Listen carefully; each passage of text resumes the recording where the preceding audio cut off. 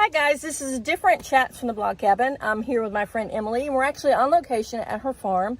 I really wanted to show you how beautiful her farm is, and we're actually right here at the spot where she's going to start having yoga. So Emily, talk a little bit about yoga first and about the reason why you decided to start doing this, and then we'll show everybody exactly the location, and then we'll go through other spots of the farm. Okay, so coming up every Saturday in May and probably beyond that, we're going to be doing yoga out here at the farm.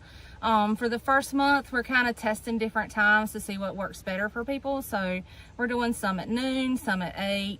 You can find all that information out on our social media page. We're going to be doing yoga with, and I'm not even sure how she says her last name, Mackenzie. So it's Kins the Yogi. You can find her on Instagram at Kins the Yogi. And I just love her. She's so inspirational. She's just full of love and light, and I always feel just so upbeat every time I talk with her. So I think she's going to be great for this. And we're going to come out here and be by the river and just do some fun yoga and have some light refreshments and just kind of have a little bit of self-care time, fellowshipping with some other folks and see how well that goes. So. And for those that have watched Chats from the Blog Cabin before, Mackenzie was actually on Chats from the Blog Cabin during Women's Appreciation Month. She did came on about movement, so you might want to go check that out because you can see her spirit. You can just see her. You just absolutely fall in love with her when you chat with her. I've not met her in person, but her spirit, her everything, yes. She's just so much fun to be around. Yes. What day is it starting? So we're going to start May 1st. So it's the 1st, the 8th, the 15th, not the 22nd because we have another event that day. And then again, Memorial Day weekend, I think it's the 29th. Maybe. Okay. And what should they bring? Because obviously you're going to have the wagon ride back to here, but they need to bring walking shoes pretty much. Yes, because what we're gonna do, we'll meet there at the shelter area at our farm, and then we're just gonna take a wagon ride out to the river trail. It's a little bit of a hike. And then once we get off, we're gonna hike down here. It's not that far, and just it's a nice, comfortable walk. It's pretty flat, so you don't have to worry about a lot of uphill climbs or downhill climbs. And then we'll come out here and set up your mat, and we'll have some refreshments. I don't know if we'll have those out here or if we'll have them up at the shelter area for all of you guys to enjoy some water, maybe some flavored water if I get fancy. And just some like granola bars or something like that. That would be easy to take. You know, you don't want to like come out here and do yoga and then go and have a heavy meal. So just something to kind of keep you energized while you're going on. And how long are the yoga sessions going to last? We've allotted like an hour and a half for the entire experience. So I think she's thinking about 45 minutes to an hour of actual yoga. And the rest of the time is just kind of getting down here and getting back. Now, I remember when I interviewed Mackenzie, she talked about yoga. You don't have to be an expert in yoga. No. You can just be, and you can wear whatever you want. There's no special thing. Just bring a mat. Yeah, we're down here. I mean, we are isolated. There is nothing else here except for us. You won't be seeing anybody else. You don't have to worry about that. I have never done yoga ever once in my whole life, so I'm looking forward to this as well. Maybe trying it out and seeing how it goes. Mackenzie said, you know, she can do anybody from a very beginner yoga person like me all the way up. You know, she knows how to work with all different kinds of levels. She's taught other classes before. This is not her first time, so she is a pro at what she does. And she's, you know, all are welcome, all types, everybody's welcome. And this is new for me, trying to do this, so I'm going to try and see if I can flip it around to show you. If not, I may have to stop it and record. So we'll see. Let's see if I can get this. All right, this is the spot where you'll be doing yoga at, as you can see, it's right on the riverbank. Beautiful scenery. It's right there. Feel the breeze coming off the river right now. It's a great breeze. And the sound of the water. There's some trees that fell. We've had a lot of rain this past winter, so we lost a lot of trees off the riverbank. And we hate that because we love the trees, but at the same time, the water comes through the branches and stuff, and it just makes such a soothing, peaceful sound. When we first started talking about yoga with Ken's, we were thinking about doing goat yoga because we have goats, but then I said, well, when we could do goat yoga, we could do it. We've got this river trail, and she was just all about it because of the natural flow and energy of the water and the sound and how just plain peaceful it is back here. You really can't pass it up once you've tried it, once you've come down here.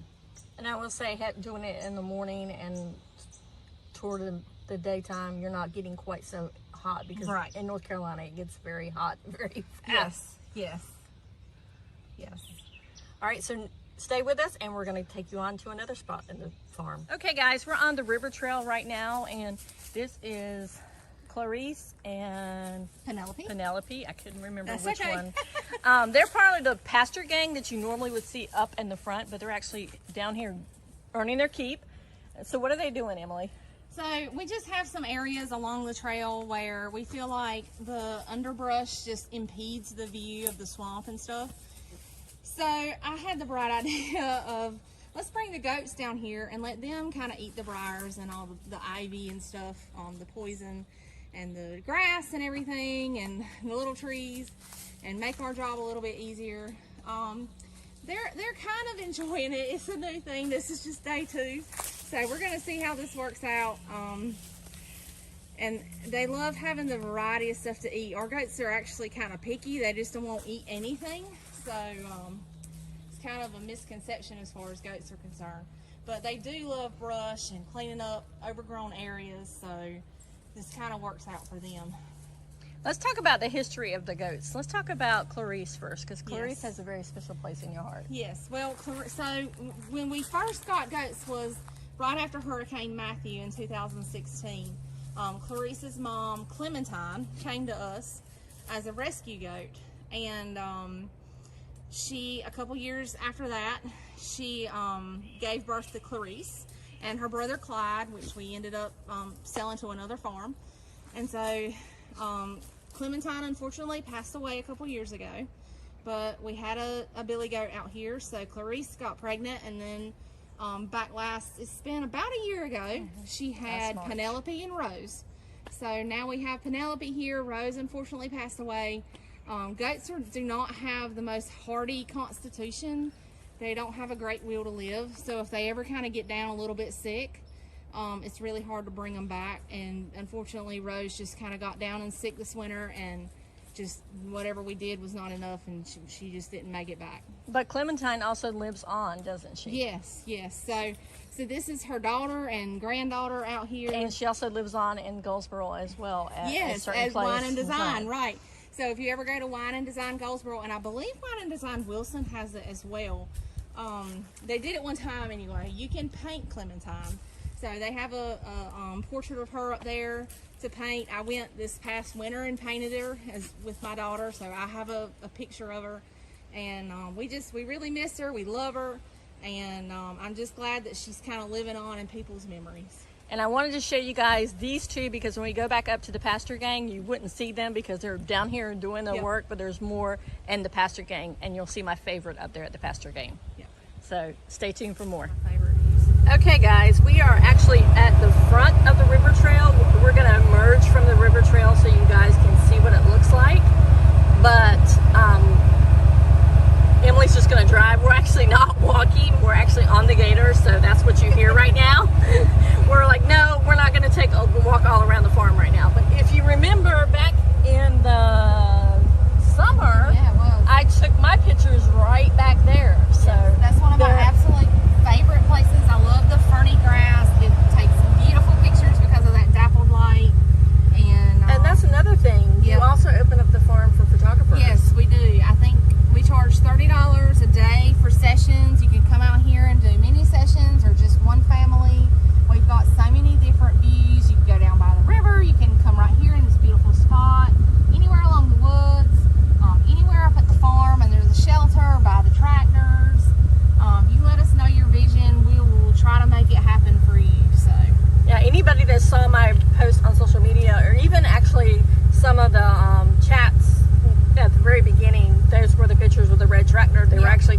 at the farm. Yep. Do you still have your package where they can buy a season pass? Yes, we do. So you can, we've got 3 different options. You can pay by the day, $30. You can buy a season pass. So like during strawberry season, if you want to come out and do strawberry minis, or during our most popular sunflower season, which will be coming up here in summer, usually around July. We'll have sunflowers. You can just pay, and I honestly did not know off the top of my head what the fee is, but you can pay that fee and come out anytime during sunflower season to take pictures every day if you want to. Or you can do an annual pass, which is good from the time you buy it to a year later, exactly a year. And you can come out here anytime, all seasons. This can be your farm for pictures. Set up whatever props you want. Come on out, take pictures. We do, winter scenes could be beautiful out here. All this holly is great for like Christmas type pictures. We can do spring pictures with all the leaves and the new growth emerging. You can do strawberry pictures, sunflower pictures, 4th of July pictures. Pumpkin patch pictures. We've got it all. So, and we're like a blank slate, ready to make it happen for you. Okay, so now Emily's going to drive us. She said she's going to drive slow. So anybody that knows Emily knows that she doesn't like to drive slow. She's doing this as a treat for me. I'm about out of hell. That's okay. So we're going to show you what it looks like when you emerge from the river trail. Alrighty. Hit it, Emily.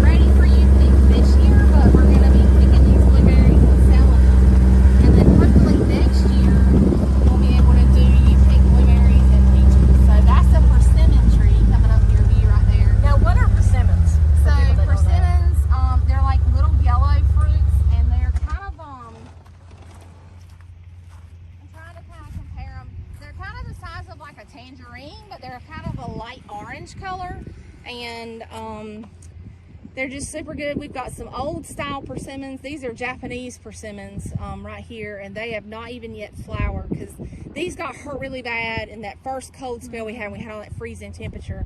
We covered them up, but it was windy, and the wind blew most of the bags off of them. So here we are. But they're coming back, so everything comes back. Let's see if we can find a baby peach.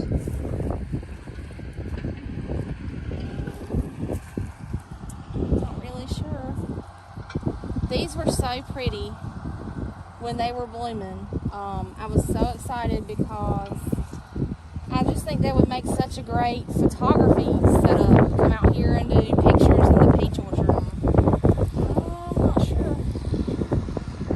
They're kind of hard to spot because they're so leafy.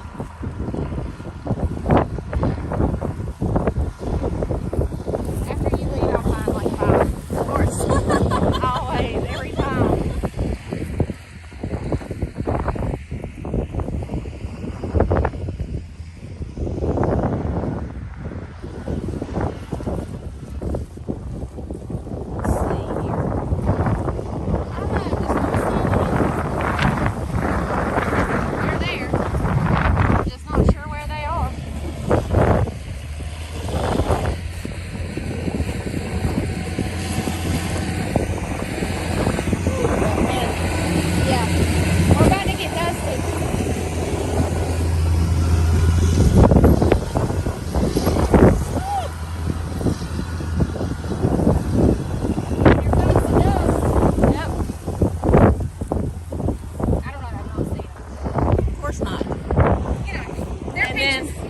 And then, of course, we had a conversation about this. I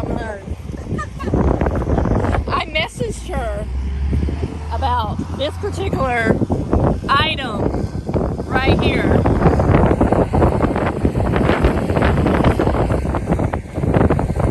Y'all know what this is? You're putting this out there. Tracy calls it sweet grass. Emily calls it sour. So I'm actually going to pick some sour.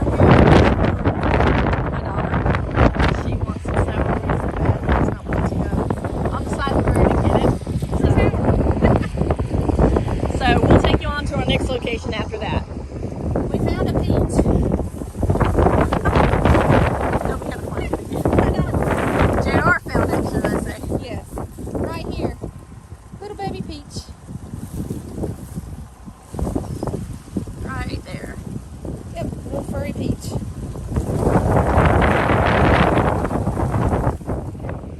Okay guys, we are back up here at the front of the farm. As you can see, we emerged from over there, way over there. Yep, so you can see that kind of white square thing. That's way over there. Right We there. emerged from there from the river trail, and the orchard is over there. So now we're at the pasture gang. And look at this beautiful face. This is my absolute favorite. This is Maybelline. Now tell us the story about Maybelline, Emily. So Maybelline was a bottle-fed calf that we got from some friends. They didn't really want to send her to market, so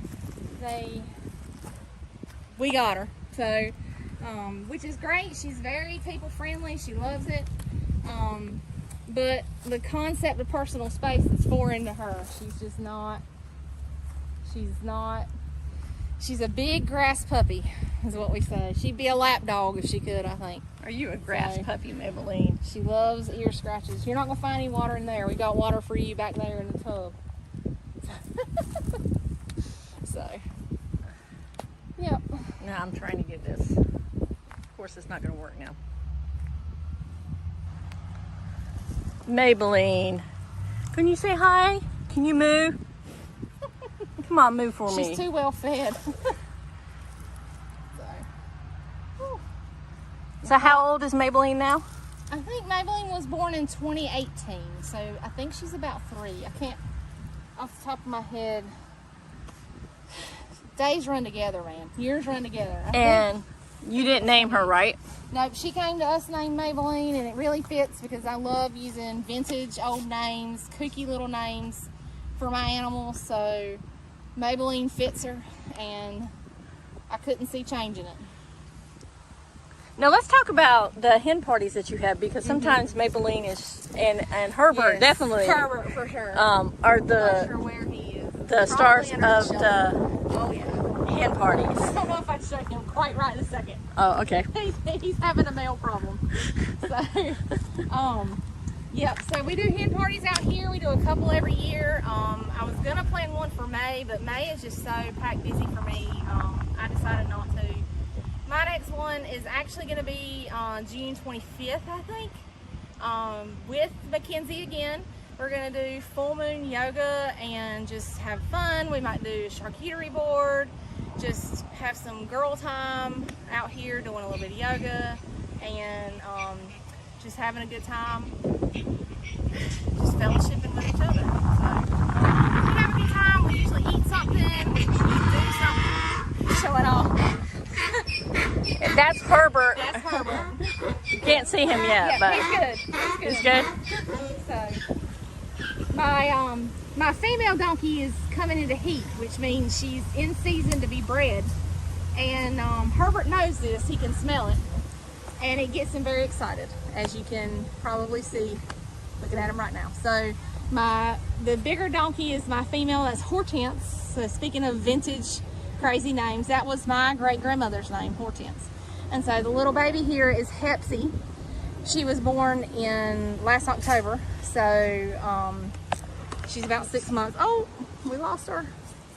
Okay, so we're up here at the donkey pen, and now we have Herbert coming over. Yep. Herbert's coming for some. Herbert, we're not going to tell the other farm animals, but I believe Herbert is Emily's favorite. I love Herbert.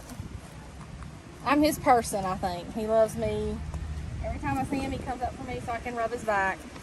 He just loves it. So he can be kind of mean to the other animals, but we love him.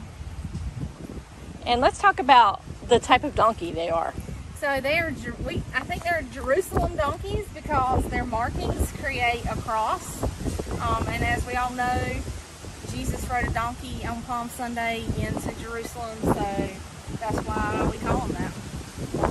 Hi, Herbert. He's living life. They're shedding right now because, obviously hot season's coming up. So he's just got all this fuzzy fur that's got to come off. So anytime he can get scratches to help with that, he loves it. Now, Herbert came here as a tiny baby, yes, right? He was 3 months old when he came here. So he has been raised here with us. And so he's used to being touched and loved on.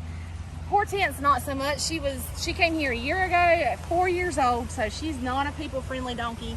We're working with Hepsy to make her a people-friendly donkey, but it can only do so much. So Now tell us the names again, the reason behind Hortense and Hepsy. the names. So Hortense, we wanted to have H names because Herbert had an H name. So we decided to stick with H's. So we have Herbert, and then we had Hortense, which was my great-grandmother's name. I was going to go with Harriet, but then the choice of having a family name just worked better. And then Hepsy, her baby, my mom runs an assisted living, and they have a lady there named Hepsy, and we just thought it was so cute we had to do it. And I love Hepsy's hair. Yes. Her front of her head. Yep. Still. Yep. She still has all of her baby fuzz, and as you can see, it's looking really shaggy, and I think it's about to be coming off here shortly. And she was the excitement last Yes. last fall. Yep. Tell us about that. Yes, so we thought she was due in November, and she was born in October. So we came down here one Saturday, and surprise, we had a donkey. And so she is not Herbert's child. So we were afraid that Herbert would attack her and see her as a predator and go after her. So we had to quickly separate them, get her to learn how to nurse from her mom, and it was just a crazy morning out here that day. And I might add that it's also you were open for fall season. Oh yes, we during were that time. super busy with folks out here for fall. We had goats getting out, donkeys going crazy, cow getting out. I mean, if it could happen, it did. So it was a crazy fall for us. Okay, so we're going to move out to the next section. Okay, now we are at the front of the farm. As you can see, this is the highway. This is Claire's Nursery Road. And we're over here by the bees. We're not going to get too close because they're a little active. But Emily talked earlier about the bee plot. So let's talk about the bee, why we need bees in the bee plot and why you have bees over here. So, we're a fruit and vegetable farm, which means we need honeybees to help us pollinate our crops. So, just if you eat a fruit or a vegetable like a cucumber, a watermelon, strawberries, anything like that, it needs to be pollinated by a honeybee. So, or a pollinator of some sort. Bats are pollinators, butterflies, moths, flies are pollinators, but you know, we always think about honeybees as our most important pollinator, not populator. So JR's, my husband's cousin, is a beekeeper. So he comes out here and brings his hives. He brought some today. You can see him. I don't know if you can see him flying around. I might take the phone from Melissa in a little bit and go closer because I know Melissa can be allergic to different bug bites. So I'm not so much. It just hurts me. So, but I'll take that risk and kind of get a little closer. You can see them. They're super neat, fascinating little things, and anything we can do to encourage them, like we keep stuff blooming all year for them. So they've got all of these wildflowers and weeds and stuff that I think is terrible. They love them. Sunflowers, they love them. The bee plot we plant, to be pretty, but also to help, feed them too. So anything we can do to encourage them to stay, to pollinate our fruits and vegetables is what we're going to do. So, Okay, so I'm going to hand the phone over to Emily so she can get closer to them. I'll get a little closer. I did this with a field trip last year and got stung on the ear, so we're going to try not to do that this time. So you can really see them. They're super busy. This is one of their super active times. They're out getting, the bees don't actually go for the pollen. The bees go for the nectar that are in the flowers. And they just happen to get covered in pollen as they do that. And they turn that nectar into honey. So all honey is flower nectar and bee spit. So super easy. And they make that honey for them to eat. And we just rob it from them because it's so good and healthy. So they're busy, trying to make the most of the season. And we're trying to do everything we can do to help them do that. So, All right, so now we're going to head on over to the, I just want to show you how beautiful this looks. Last year, this was a labor of love for Emily and her husband JR, who was on the tractor earlier. They completely rechanged the landscape of the farm. If you actually come out to the farm anytime, most of the time when I'm here, I'm in that little red building. But you have snacks on the other side. You have a place where people can have picnics out there. As a matter of fact, we're having my daughter's graduation party out here. We do parties. We have a wedding coming up in July that we have booked, so we're super excited about that. So, and I would have showed you that, but there were some people underneath there, and I just didn't know if they were going to be okay with being filmed or not. So I wanted to respect people's privacy, but maybe once time we can go back up, maybe there won't be people underneath there. Yeah, we'll see. So we'll see. Now we're going to head over to the strawberries. Now we are in the strawberry fields. We're up closer. We were over there by the bees, way over there. We're up closer to the road. This is our mode of transportation right at the moment.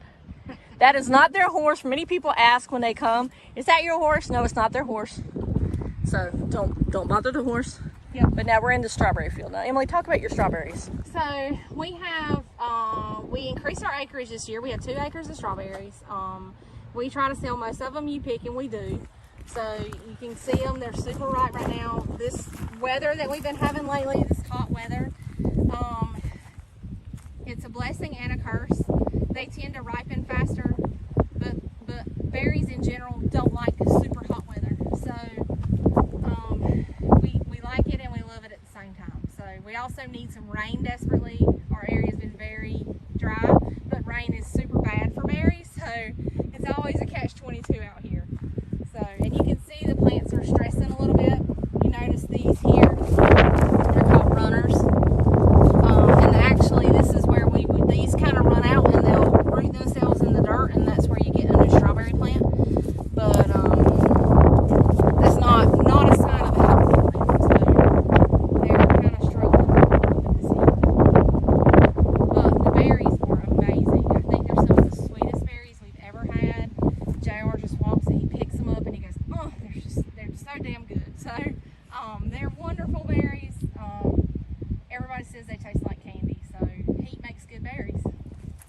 talk about what kind of berries to pick when you're out picking a berry, because I know that when you're out picking a strawberry, so if you go out and you get a tomato from the store or from a farm and it's not quite ripe, you can sit it in your windowsill and it'll ripen. Strawberries don't do that. Once a strawberry has been picked, it is done. So we tell all of our kids who come out that we want it red, red, red. It needs to be red all over. So this is a perfect example. So we want it red from the top to the bottom, completely red all the way around. This is a good strawberry to pick.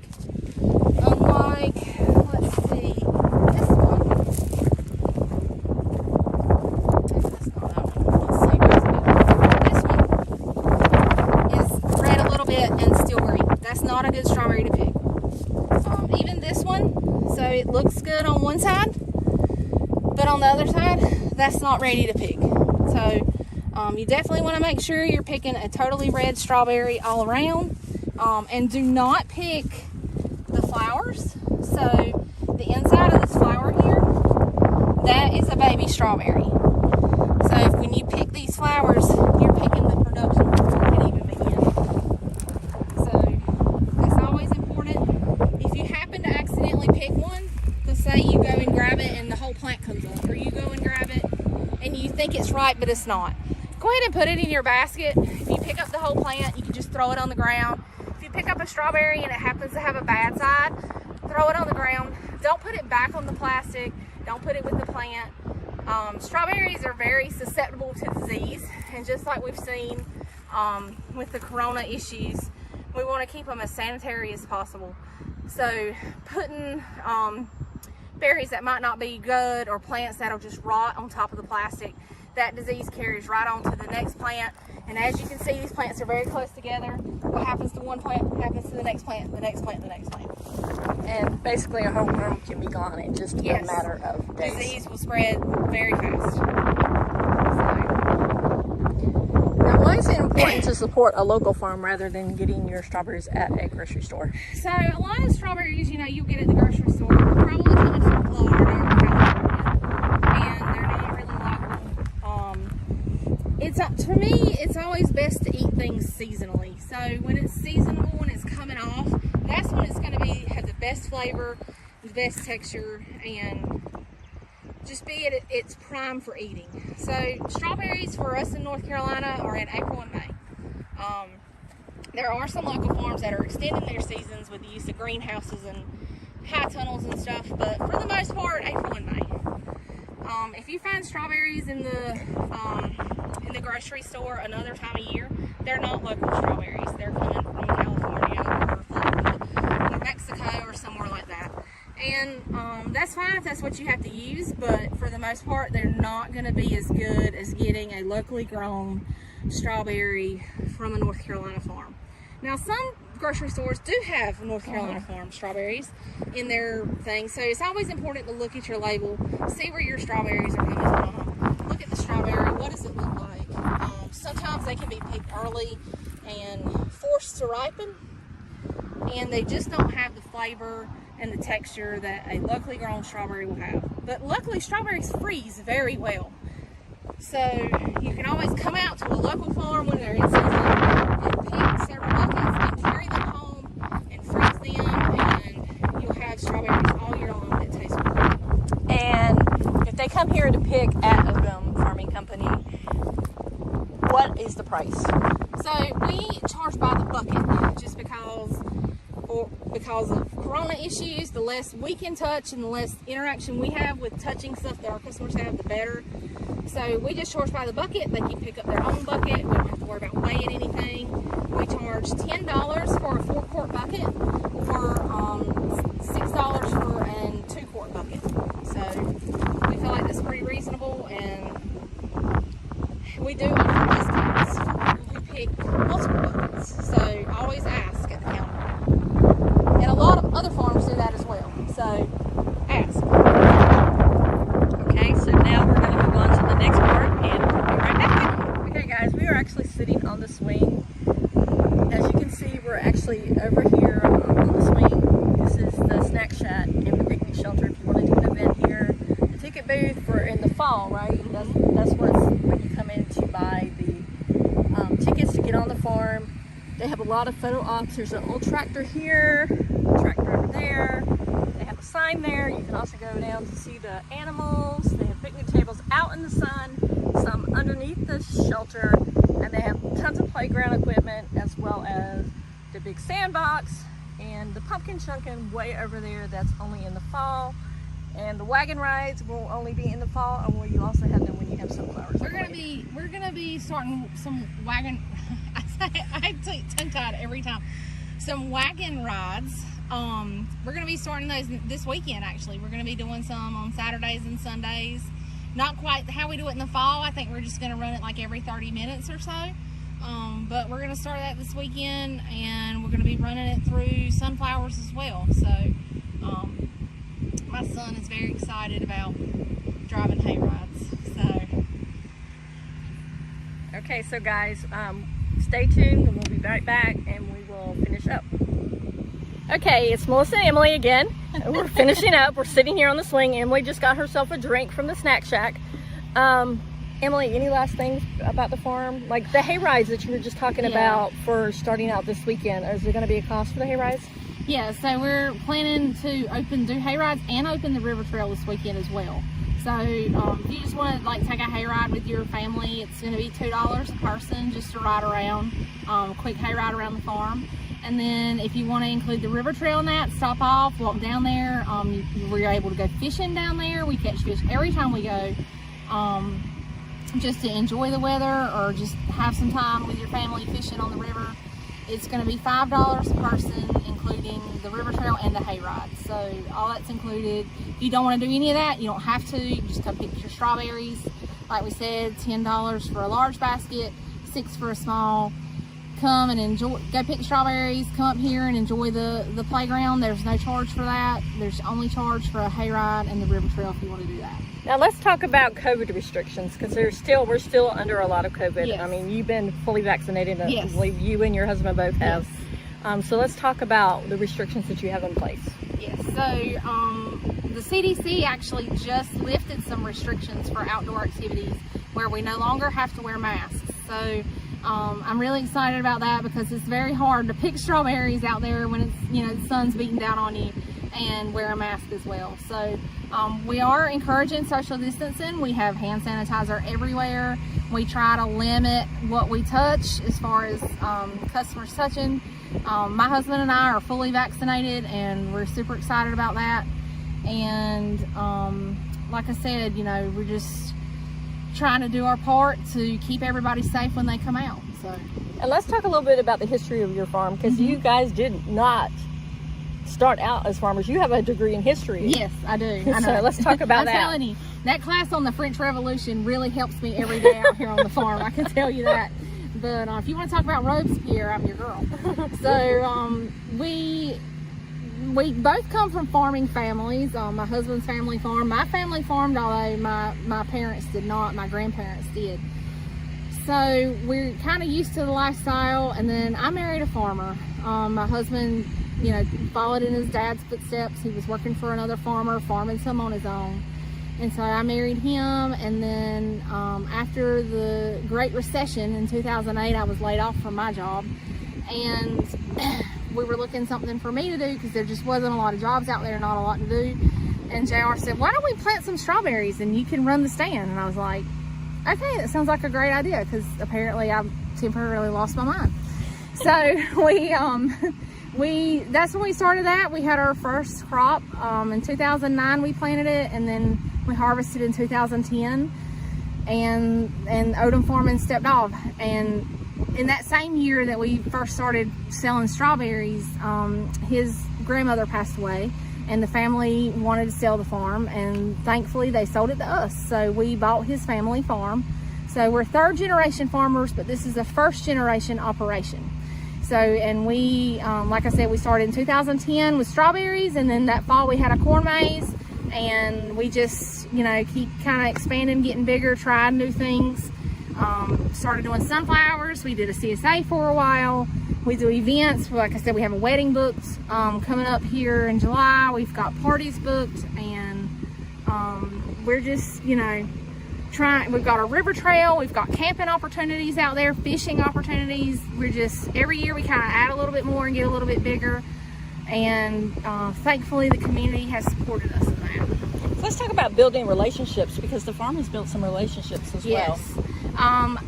JR, my husband and I always feel like being involved is important. So I'm on the Farm Bureau board as our women's committee chair. JR is involved in other groups. He has a job outside of the farm, which also lets him network. We're involved with our cooperative extension. I work closely with the Partnership for Children and schools and daycares and stuff, because you know they're our core market, and one of our goals out here is to help teach the community about agriculture and where our food comes from. So getting involved with schools, teaching children, that's what we, you know, that's a core trait of ours, and we're happy to do that anytime we can. We love to have field trips out here, and we do what we can to make sure they have a good time. Yeah, let's talk about field trips, because obviously with schools, not quite, our schools finally went back full session, yes. But so would you offer field trips during the summer? Do you still offer Yes. field trips now? Yep. What do they look like? So we do both in-person and virtual field trips. We don't charge for our virtual field trips. Basically, I'll come in on your Zoom call or get on your Google Meet and just walk around the farm like we did today and talk about what's going on and what's growing and answer questions and show you guys animals. So we don't really charge for that. We feel like that's a service that we can give back to the community. It just takes a little bit of my time to do. So those are free. We do also offer in-person strawberry picking field trips. You can come pick strawberries, and we have ice cream, and the kids can run and play and enjoy the pasture gang and just have a great morning out on the farm and take great naps when they go back to daycare, and just, you know, learn something about agriculture and strawberries and honeybees and anything that they want to learn about. So we are doing those as well. We'll be doing those this summer too when we have sunflowers, and we also of course do them in the fall with pumpkin picking.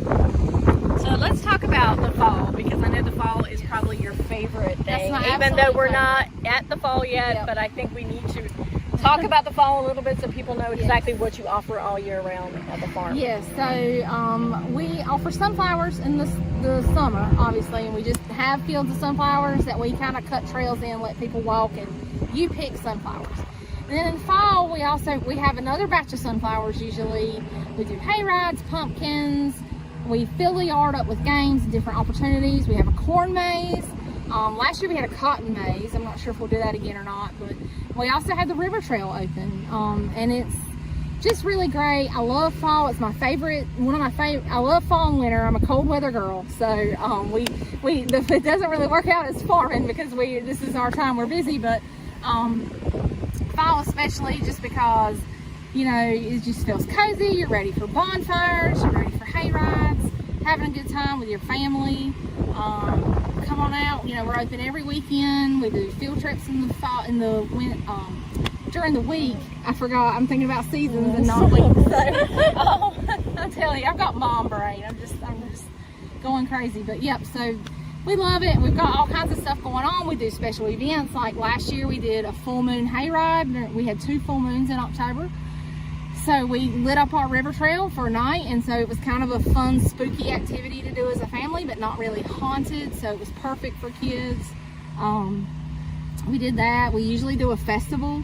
Like coming up in 2 weeks, we're doing our Mother's Day market, where we're gonna have about 40 vendors out here selling all different kinds of stuff. It's gonna be a great day. We've got a food truck coming. We've got some bakers coming. We've got a couple ice trucks coming, like Italian ice and shaved ice. So we're really excited about that. Looks like it's going to be a great day. We're going to try, we might do one in the summer, but we're probably definitely going to do one this fall again, because it looks like it's going to turn out great. We have plenty of room for social distancing. I mean, we've got, you know, 100 acres here as our farm. So if you can't social distance here, you can't social distance anywhere. So. Now let's talk about the Mother's Day market. No cost to get in, right? Free admission. We're gonna have strawberries for sale. Hopefully the U-Pick will be open.